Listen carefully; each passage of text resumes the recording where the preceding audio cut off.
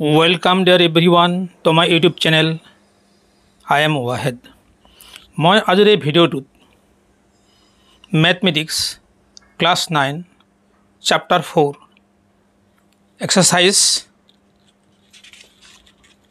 4.3 8 number questionটো মই ধুনীয়াকৈ তোমালোকক সমাধান কৰি দিম। তোমালোক অতি মনোযোগেৰে চাবা আৰু শুনিবা, নিশ্চয় তোমালোকৰ ক্লিয়াৰ হ'ব। সোৱা কুৱেশ্যনটো 8 নম্বৰ কুৱেশ্যন। আমেৰিকা যুক্তৰাষ্ট্ৰ কানাডা আদিৰ দৰে দেশত উষ্ণতাক ফাৰেনহাইট এককেৰে জোখা হয়, কিন্তু ভাৰতৰ দৰে দেশত ইয়াক চেলচিয়াছ এককেৰে জোখে। তলত এটা ৰৈখিক সমীকৰণ দিয়া হ'ল যিটোৰ সহায়ত ফাৰেনহাইটক চেলচিয়াছলৈ পৰিৱৰ্তন কৰা হয়। সমীকৰণটো হ'ল এইটো হ'ল ৰৈখিক সমীকৰণ। ইয়াত চলক এফ আৰু চি আছে। এফৰ ঘাত 1 চিৰ ঘাত 1, সেইকাৰণে ইয়াক ৰৈখিক সমীকৰণ বুলি কোৱা হৈছে।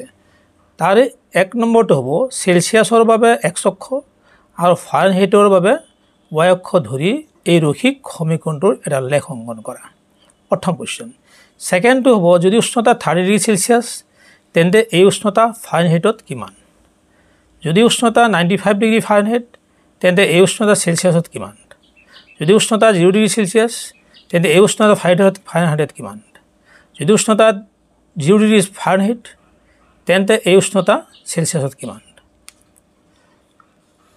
এনে কোনো উষ্ণতা আছে নেকি যিটো ফাৰেনহাইট আৰু চেলচিয়াছ এই দুয়োটাতে সাংখ্যিকভাৱে একে?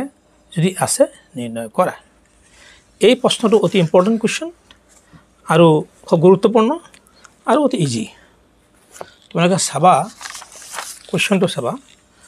ইয়াতে দিয়া আছে আমাৰ ৰৈখিক সমীকৰণ দিয়া আছে f = 9/5c + 32। যদি c = 0 ধৰা হয়, c যদি 0 ধৰা হয় তেন্তে হ'লে এই পৰ্চনটো আৰু 0, এইখিনি গোটেইখিনি কি হ'ব? 0 হৈ যাব। গতিকে f = 32 হৈ যাব। 32 যদি c = -5 ধৰা হয়, চাবা -5 হ'লে 9/5 × -5, 5 পটা গ'ল, -1 থাকিল, -1 9 পূৰণ কৰিলে -9 হ'ব + 32 = 23। f = 23। যদি c = -20 ধৰা হয়, তেন্তে চাব 9/5 × -20, 5 আৰু -20 কাটিলে 4 হ'ব, 5 4 × 20 হয়, -4 হ'ব, -4 আৰু 9 পূৰণ কৰিলে -36 + 32 = কি থাকিব? -4। চ' f = -4 হৈ গ'ল। এই তিনিটা বিন্দু আমি গ্ৰাফত বহালে এটা ৰেখা পাম। সেই ৰেখাডাল হ'ব চোৱা এ বিন্দুটো 0 32। আমি এক্স অক্ষ কি ধৰিছোঁ? চেলচিয়াছ আৰু ৱাই অক্ষক ফাৰেনহাইট ধৰিছোঁ। গতিকে চিৰ মান 0 ডিগ্ৰী আৰু 0 আৰু এফৰ মান 32, 10 20 30 32, 0 32 হৈ গ'ল। এইটো এ বিন্দু হৈ গ'ল। বি বিন্দু চোৱা -5 23, মাইনাছ হ'লে ইফালে যাব, -5 এইটো -5, ইয়াৰ 10 আছে, এইটো -5, গতিকে এইটো -5 হ'ব। 1 2 10 20 আৰু 3 23, 23 হৈ গ'ল। এতিয়া চাবা -20 -4, -20 আমাৰ কোনফালে যাব? এইফালে যাব। -20 হ'লে এই 10 20 -20 হৈ গ'ল আৰু 4, এই 4, ইয়াৰ পৰা ইয়ালৈ 10 হ'ব, এইটো 4 হ'ব। গতিকে চি বিন্দু পাই গ'লোঁ। এ বি চি এই তিনিটা বিন্দু আমি পাই গ'লোঁ। এই তিনিটা বিন্দুৰ মাজেৰে এই ৰেখাডাল আঁকা হৈছে। সেই ৰেখাডাল হ'ব কি? এই সমীকৰণৰ লেখ। আমি লেখডাল নিশ্চয় পাই গ'লোঁ। ইয়াৰ পিছত চাবা তোমালোকে কুৱেশ্যন নম্বৰ 2, এইটো 1 নম্বৰ কুৱেশ্যন হৈ গ'ল। কুৱেশ্যন নম্বৰ 2ত চোৱা তোমালোকে, লেখৰ পৰা উষ্ণতা যদি 30 ডিগ্ৰী চেলচিয়াছ হয় তেন্তে উষ্ণতা ফাৰেনহাইটত 86 হ'ব। 36 হ'লে চেলচিয়াছ হ'লে 36 হ'লে কি হ'ব আমাৰ? 10 20 30 36, এইটো হ'ব আমাৰ কি? 30 হ'লে 10 20 30 হ'লে আমি এনেকৈ যাম, ওপৰলৈ যাম, আমি লেখডাল ক'ত পাম? ইয়াত পাম। ইয়াত পালোঁ 30 86 হৈ গ'ল। গতিকে আমাৰ ফাৰেনহাইট কি হ'ল? 86। চেলচিয়াছত 30 হৈ যায়, ফাৰেনহাইটত কিমান হ'ব?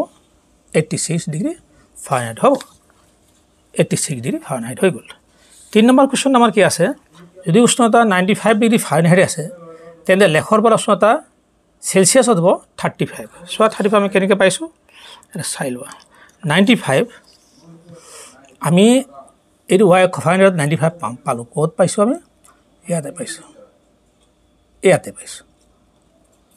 এইটো পাইছোঁ 95 এই চোৱা এইটো হ'ল 90 আৰু এইটো 5 95 হ'লে আমি এনেকৈ আহিম তললৈ আহি আমি কি পালোঁ 35 পালোঁ এইটো 35 গতিকে আমি সেলসিয়াছত কিমান পালোঁ 35 পাই গ'লোঁ গতিকে উষ্ণতা 95 ডিগ্ৰী ফাৰেনহাইট হ'লে আমি লেখৰ পৰা উষ্ণতা সেলসিয়াছত 35 ডিগ্ৰী সেলসিয়াছ পাই গ'লোঁ এতিয়া 4 নম্বৰ কোৱেশ্চন কি আছে যদি উষ্ণতা 0 ডিগ্ৰী হয় তেন্তে উষ্ণতা ফাৰেনহাইটত 32 হ'ব উষ্ণতা 0 ডিগ্ৰী সেলসিয়াছ হ'লে সেলসিয়াছ 0 ডিগ্ৰী হৈছে আমি তেতিয়াহ'লে আমি ক'ত পাম ফাৰেনহাইট আমি ক'ত পাম আমি এই লেগডাল ক'ত আমাৰ কটাকটি কৰিছে ইয়াতে কটাকটি কৰিছে গতিকে এইডাল আমাৰ কি হ'ব বা তোমালোকে এইটো হ'ব -17.8 ডিগ্ৰী এইটো হ'ল 10 ইয়ালৈ 20 গতিকে 10 আৰু 15 16 17 গতিকে -17 ডিগ্ৰী 17.8 ডিগ্ৰী হৈছে এতিয়া আমি লেখৰ পৰা পালোঁ বা আমি ক্যালকুলেশন কৰিও এইটো পাব পাৰোঁ এতিয়া চোৱা আমাৰ 5 নম্বৰ কোৱেশ্চনত কি দিয়া আছে এই 5 নম্বৰ কোৱেশ্চন দিয়া আছে কি এনে কোনো উষ্ণতা আছে নেকি যেটো ফাৰেনহাইট আৰু সেলসিয়াছত দুয়োটাতে সাংখ্যিকভাৱে একে যদি আছে নিৰ্ণয় কৰা হয় আছে লেখৰ পৰা আমি গম পালোঁ যে আমি এইটো চোৱা এই বিন্দুটো চোৱা এই হ'ল 40 -40 আৰু ইফালে -40 আছে আমি এফৰ ফালেও -40 আছে গতিকে -40 আমি লেখৰ পৰা পালোঁ আমি এইটো ক্যালকুলেশন কৰিলোঁ আমি পাম যদি দুইটা যদি আমি একে ধৰি লওঁ গতিকে আমি লেখৰ পৰা ফাৰেনহাইট আৰু সেলসিয়াছ দুইটাতে সাংখ্যিকভাৱে একে -40 আৰু -40 পাই গ'ল -40 ডিগ্ৰী ফাৰেনহাইট -40 ডিগ্ৰী সেলসিয়াছ পাই গ'লোঁ এইটো হ'ল 40 ইফালে ইয়াৰ পৰা ইয়ালৈ আহিলে মাইনাছ হ'ব গতিকে আমি মাইনাছ পাই গ'লোঁ ফাৰেনহাইট 40 আৰু সেলসিয়াছ আমি সেলসিয়াছ পালোঁ 40 এনেকৈ গ'লোঁ আমি 40 পালোঁ 10 এইটো 10 হ'ব 20 30 40 গতিকে এই 40 আমি ইয়াতে পাই গ'লোঁ ইয়াত অকণমান ভুল হৈছে চাবা একচুৱেলি এইটো হ'ব 10 এইটো হ'ব 20 এইটো হ'ব 30 এইটো 40 এইটো 50 60 70 পাই গ'লোঁ গতিকে আমি ইয়াৰ পৰা যদি এনেকৈ যাওঁ যে আমি পাই 40 পালোঁ 40 আমি এনেকৈ আহিলোঁ মাইনাছ হৈ গ'ল গতিকে -40 ডিগ্ৰী একে আছে সাংখ্যিকভাৱে একে নিশ্চয় তোমালোকৰ ক্লিয়াৰ হৈছে ভিডিঅ'টো চাই কেনে লাগিল কমেণ্টত জনাবা এটা লাইক দিবা বেছিকৈ শ্বেয়াৰ কৰিবা আৰু চেনেলটো ছাবস্ক্ৰাইব কৰিবলৈ নাপাহৰিবা wait for my next videos thank U